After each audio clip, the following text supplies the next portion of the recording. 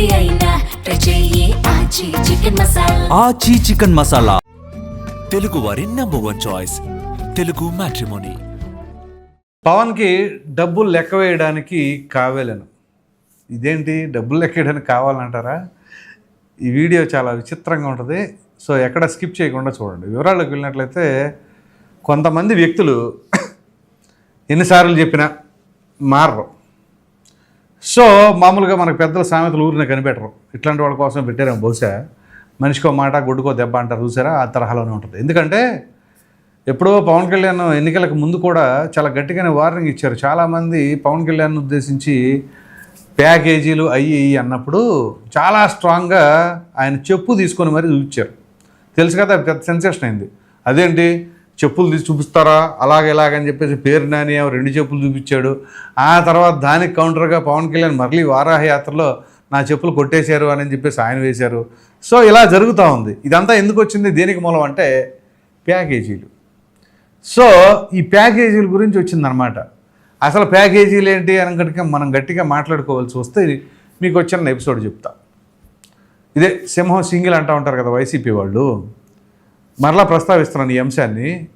వాళ్ళకప్పుడు ఎవరైతే సెఫాలజిస్ట్గా పనిచేసిన ప్రశాంత్ కిషోర్, అతను మొన్న ఈ మధ్య ఒక ఛానల్లో మాట్లాడుతూ అన్నాడు కదా, ఇది నంద్యాల ఉప ఎన్నికల్లో వైసీపీ ఓటమి తర్వాత పవన్ కళ్యాణ్తో పొత్తు కోసం ట్రై చేయమన్నారని చెప్పేసి అని. సో ట్రై చేయమంటే అది కుదరలా. అప్పుడేం చేశాడు, మరలా ఇంకొక పని కూడా చేశాడు. అదేంటి, తనకు ఎవరైతే మిత్రుడు గురువు గారు అని అనుకుని భావిస్తూ ఉంటారో కేసీఆర్ ద్వారా అక్కడ మరలా రాయబారం నడిపారు. ఏది, మొన్న 24 ఎన్నికలకు ముందు కూడా రాయబారం నడిపి 1000 కోట్లు ఆఫర్ చేపిస్తామని చెప్పేసి అని కూడా అన్నారు పవన్ కళ్యాణ్కి. చిచ్చి అని చెప్పేసి పవన్ కళ్యాణ్ ఈడ్చుకొట్టాడు. తెలుసా పోనీ. సో అలా డబ్బుల్ని సైతం లెక్క చేయకుండా నాకు అవసరం లేదు అని చెప్పేసి అన్న తర్వాతే ఇదంతా ఒక ఎత్తు అయితే టీడీపీతో పొత్తులోకి వెళ్లకుండా ఉండడం కోసం కూడా విశ్వ ప్రయత్నాలు చేశారు. అది కాస్ట్ ఈక్వేషన్స్తో అది కూడా వర్కౌట్ అవ్వాల. ఎట్టకేలకు ఏదైతే ఎదురు కాకూడదు అనుకున్నారో అది ఎదురైంది వైసీపీ వాళ్ళకి. ఇప్పుడు ఇదంతా ఎందుకు చెప్తున్నానంటే, అప్పుడు వైసీపీలోని చాలామంది ఇదే తరహాలో మాట్లాడారు. దాని ఫలితాన్ని రుచి చూశారు. ఇది పవన్ కళ్యాణ్ చెప్పు చూపించినా ప్రజలు చెప్పులు చూపించకపోయినా అంతకంటే గట్టిగా బుద్ధి చెప్పారు. సో ఇప్పుడు కొంతమంది ఈ తరహా వ్యాఖ్యలు చేస్తూ ఉన్నారు పవన్ కళ్యాణ్ గురించి. ఏంటి అంటే, రోజుకు 10 కోట్లు చొప్పున నెలకు 300 కోట్లు ఇస్తున్నారంట ఆయనకి. అందుగురించే ఇప్పుడు ఆయనకు వచ్చే డబ్బులు లెక్క పెడతానికి కావాలని చెప్పేసి నేను టైటిల్ పెట్టా. పవన్ కళ్యాణ్ గారి పర్మిషన్ తీసుకోకుండానే పెట్టానులేండి. ఏదన్నా అంటే నేను చెప్పుకుంటాను పవన్ కళ్యాణ్ గారికి, మీరు జాయిన్ అవుతాననుకుంటే ఇప్పుడు ఎవరెవరైతే ఆ మాటలు మాట్లాడుతున్నారో వాళ్ళు డైరెక్ట్గా జాయిన్ అయిపోవచ్చు, ఇబ్బంది ఏం లేదు. నా పేరు చెప్పండి, పలానా ఆదాన్ ప్రసాద్ పంపించాడండి పవన్ కళ్యాణ్ గారు, మీ దగ్గర డబ్బులు లెక్కడానికి కావాలంట కదా, ఇట్లా అన్నారని చెప్పేసి చెప్పండి. కావాలంటే ఈ వీడియో కూడా చూపించండి ఆయనకి. తీసుకుంటారు, బాగా తీసుకుంటారు. ఎందుకంటే ఏ పని లేక ఇట్లాంటి పనికిమాలిన పనులు చేసుకుంటా ఈ కామెంట్లు పెట్టుకుంటా ఏమన్నా అవసరమా? పవన్ కళ్యాణ్ గారి కంటే రోజుకు 10 కోట్లు అంట. ఏంటిది, ఎలా ఇస్తున్నారా 10 కోట్లు? నెలకు 300 కోట్లు ఏ రూపాయలు చెల్లిస్తున్నారు? అవునులే, మరి ఈ మద్యానికి సంబంధించి అంత లిక్విడ్ క్యాష్ తీసుకున్నారుగా, ఆ లిక్విడ్ క్యాష్ అంతా కూడా మూటలు కట్టి ఉంచారు. ఆ మూటలు పంపిస్తున్నారు ఏమన్నా పవన్ కళ్యాణ్కి మరి ఇప్పుడు. సో మాట్లాడే వ్యక్తికి ముందు ఏమాత్రం క్రెడిబిలిటీ ఉందో ప్రజల్లో, జనాలకు మనం అంటే ఏ రకంగా తెలుసు అనేది ఒకటి అర్థం చేసుకోవాలి. ఒక మాట మాట్లాడేటప్పుడు దానికి సంబంధించి ఏమైనా సరే ఎవిడెన్స్, ఇదిగో నా దగ్గర ఇది ఉంది, సో ఇదిగో పవన్ కళ్యాణ్ ఇలా, దీన్ని ఈ మాటలు మాట్లాడే వ్యక్తిని మాట్లాడుతున్న వ్యాఖ్యలని తీసుకెళ్ళి వాళ్ళ స్టూడియోలో పెట్టుకుని వీడియోలో వేసుకుంటూ ఉంటారు. మొన్నటిదాకానే ఎండగట్టాడు ఆ వ్యక్తి ఇదే వైసీపీని, ఇదే జగన్మోహన్ రెడ్డిని. మామూలుగా కాదు, ఆ మూల నుంచి ఈ మూల దాకా 360 డిగ్రీస్ యాంగిల్లో అన్ని రకాలుగా వాయించాడు. అప్పుడు ఆయన ఎక్కడ ఉన్నాడు, TV5 ABN. ఎప్పుడైతే ఆయన కొన్ని వెళ్ళాడు కదా నెగోషియేషన్స్కి టీడీపీతో, నాకు ఇన్ని సీట్లు కావాలి, నాకు ఇన్ని కోట్లు కావాలి అని చెప్పేసి, ఎలా ఎలవా బాబు బలవుడులే కానీ అని చెప్పేసి అన్నారనుకుంటాళ్ళు. మొత్తానికి అలా అన్నారని చెప్పేసి టాక్ నడుస్తూ ఉంది. ఏంటంటే నియోజకవర్గానికి 5 కోట్ల చొప్పున కావాలి, ఇట్లాంటివి ఉన్నాయి. అది ప్యాకేజ్ అంటే. సో ఆ రకంగా చేసి చివరికి వాళ్ళు ఎప్పుడైతే ఆ పొత్తు లేదు ఏమీ లేదు అన్నారో, ఈ డిమాండ్లు ఒప్పుకోలేదో, ఏమంటే వీళ్ళు వద్దు వాళ్ళు ముద్దు. ఇది ఎట్లాగ ఉంటుందంటే, మాకు డబ్బే ముఖ్యం, మాకు విలువలు వేరే ఏమీ లేదు, మాకు సమాజంతో పనిలే, మన మాటతో పనిలే. ఒక మాట మాట్లాడామంటే నిక్కచ్చిగా దానికి నిలబడాలి అనే ఉద్దేశం కూడా ఉండదు మనకి.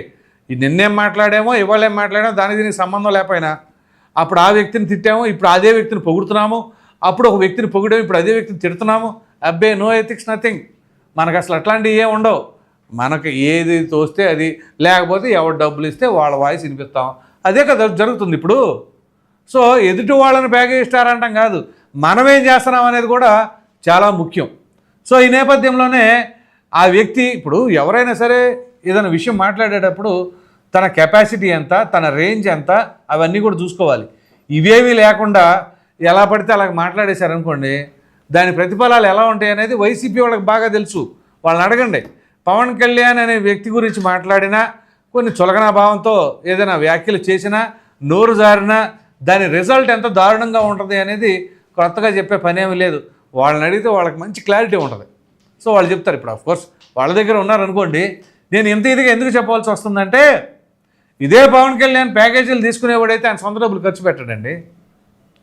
ఆయన గెలవక ముందే ఏది ఎన్నికలకి సంబంధం లే, దానికి 1-2 సంవత్సరాల ముందే కౌలు రైతులకి ఎవరెవరైతే ఆత్మహత్యకి పాల్పడ్డారో ఆ కుటుంబాలకి ఆయన ₹1,00,000 చొప్పున ఇచ్చాడు. ఎవరిస్తారండి? ఎవరైనా ఇచ్చారా?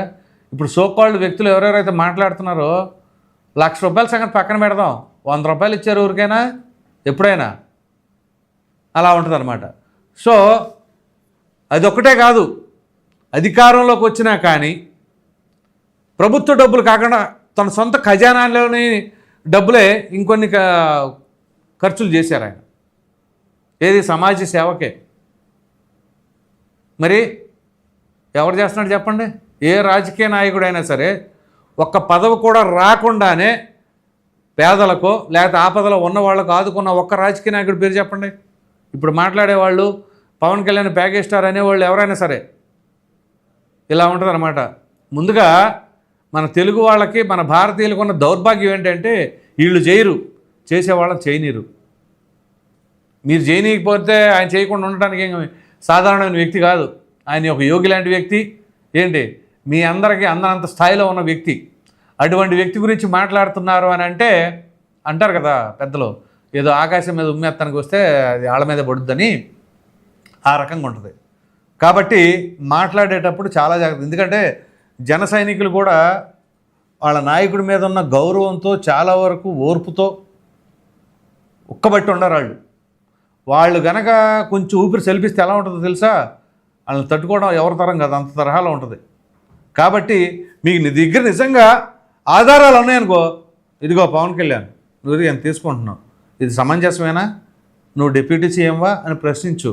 అప్పుడు ఎవరు మాట్లాడరు, నిన్ను ఎవరు ప్రశ్నించరు. నీ దగ్గర ఏమీ ఆధారాలు లేకుండా మైక్ ముందుకు వచ్చేసి మాట్లాడేసావు అనుకో, ఇంకప్పుడు ఎలా ఉంటుందంటే దానికి తగినట్టుగానే ఉంటాయి అన్నమాట. ఎందుకంటే అనుభవించిన వాళ్ళకి తెలుసు కదా. అంటే ఏదో చేస్తారని కాదు నేను అనేది, ఆ యొక్క రిజల్ట్ ఎలా ఉంటుంది రాజకీయాలు. ఎందుకంటే మీరు రాజకీయ పార్టీ ఉంది, పోటీ చేస్తున్నారు కాబట్టి ఆ ఎన్నికల ఫలితాలు ఎలా ఉంటాయి అనేది చూశారు కాబట్టి ఓట్ల రూపంలో ఆ ఫలితాలు చూపిస్తారనమాట. అది నేను అనేది. సో ఇప్పుడు అంతెందుకు, మీరు పోటీ చేశారు, పోటీ చేసిన చోట ఎక్కడ ఉందో, ఎన్ని సీట్లు వచ్చినాయి, ఎన్ని ఓట్లు వచ్చినాయి, సీట్ల సంగతి పక్కన పెడతాం, ఓట్లు ఎన్ని వచ్చినాయి. మామూలుగా వార్డు మెంబర్లు ఉంటారు కదా, పంచాయతీ వార్డు మెంబర్లో ఓడిపోయిన అభ్యర్థికి వచ్చిన ఓట్లు లేవు అందులో. సో కాబట్టి మన రేంజ్ ఏంటో, మన తాత ఏంటో దానికి తగినట్టుగా మాట్లాడితే బాగుంటుంది. కానీ ఎవడో ఏదో చెప్పాడని చెప్పేసి మనం గీకేజీలు అని మాట్లాడేసి, లేకపోతే ఇంకోటి చేశారనుకోండి, చివరికి దాని పరిస్థితి ఎట్లా ఉంటుందంటే అనవసరంగా అబాస్ పాలైపోవడం తప్ప దానివల్ల ఉపయోగం ఏముండదు. కాబట్టి ఎప్పుడైనా సరే ప్రజా సమస్యల పట్ల ఏదైనా సరే అధికార పార్టీ వాళ్ళు కానీ, సీఎం కానీ, డిప్యూటీ సీఎం కానీ, ఆయా శాఖ మంత్రులు కానీ నిర్లక్ష్యం వహిస్తే దాని గురించి ప్రశ్నించండి. ఖచ్చితంగా మీతో పాటు మేము కూడా గళం విప్పుతాం. అలా కాకుండా పనికిమాలిన వాటి గురించి ప్రెస్ మీట్లు పెడితే మాత్రం ఉపయోగం ఉండదు. సో నిజంగా ప్రజా సమస్యలపైన లేవనెత్తండి, వాటి గురించి మాట్లాడండి, అందులో కన్స్ట్రక్టివ్గా విమర్శించండి. ఖచ్చితంగా మాట్లాడుకుందాం, దానిపైన విమర్శిద్దాం. అలా కాకుండా పవన్ కళ్యాణ్ వ్యక్తిగత విషయాలను, లేకపోతే ఈ ప్యాకేజీలు గీకేజీలు అని నిరాధారంగా మాట్లాడితే మాత్రం అది అంత బాగోదు అని చెప్పేసి అయితే చాలామంది అభిప్రాయపడుతున్నారు. అలాగే మీరు కూడా చాలా గౌరవంగా ఉండే వ్యక్తి, అటువంటి గౌరవం ఉండే వ్యక్తిని కూడా గౌరవం కోల్పోవద్దు అని కూడా చాలామంది అభిప్రాయపడుతున్నారు. సరే, ఎనీహౌ మొత్తం మీద ఆ వ్యక్తి ఎవరో మీకు అర్థమయ్యే ఉంటుంది. అతను ఎవరో అనుకుంటున్నారో, అతని అభిప్రాయం ఏంటి, అతని ఆలోచన విధానం ఏంటి అనేది కామెంట్లో ఖచ్చితంగా తెలియజేయండి. Thank you.